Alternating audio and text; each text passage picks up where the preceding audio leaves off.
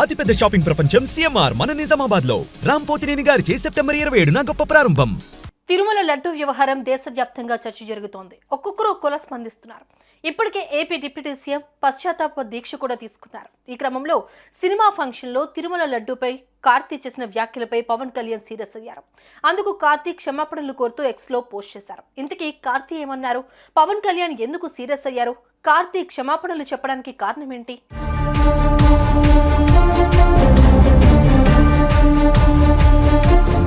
పవన్ కళ్యాణ్ కు hero Karthi sorry ఎందుకు చెప్పారు అనే విషయానికి ముందు అసలు ఏం జరిగింది అనే విషయానికి వస్తే, సత్యం సుందరం ప్రీ రిలీజ్ ఈవెంట్ జరిగింది. ఇందులో యాంకర్ కార్తీతో మాట్లాడుతూ లడ్డూ కావాలా నాయనా అని అడిగారు. అందుకు కార్తీ స్పందిస్తూ లడ్డూ టాపిక్ వద్దని, ఇప్పుడు ఆ అంశం సెన్సిటివ్ టాపిక్ అని కామెంట్ చేశారు. లడ్డూ గురించి హీరో కార్తీ సెటైర్లు వేశారు. కార్తీ చేసిన వ్యాఖ్యలను పవన్ కళ్యాణ్ ఖండించారు.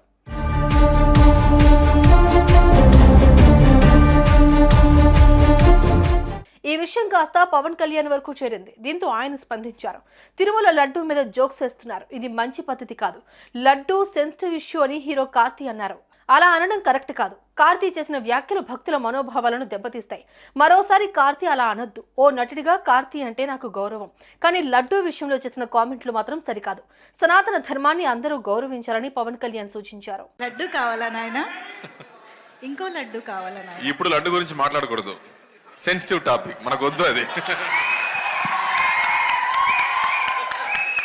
ఓకే, మోతీచూర్ లడ్డు తెప్పిస్తాం మేము మీకోసం.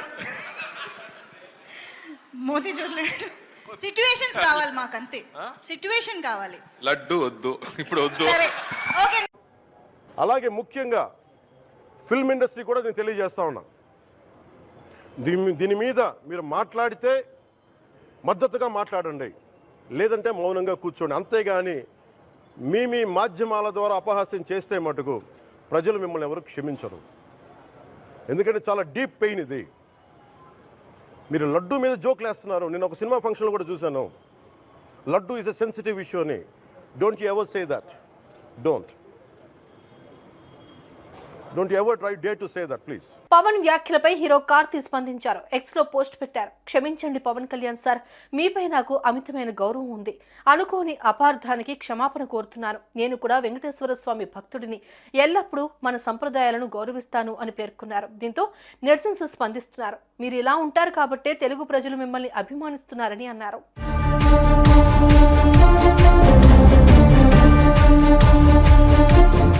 తిరుమల లడ్డూ వ్యవహారం ఇప్పుడు ప్రతి ఒక్కరి నోట్లో నుంచి వస్తున్న విషయం. వాస్తవాల వేటలో ప్రభుత్వం ఉంది, కానీ అందుకు సంబంధించి ట్రోల్స్ కూడా జరుగుతున్నాయి. అటు అపచారం జరిగిందని బాధపడేవారు కూడా ఉన్నారు. ఎటు తిరిగి తిరుమల లడ్డూ వ్యవహారం త్వరలో సరుతుమనగాలని కోరుతున్నారు వెంకన్న భక్తులు.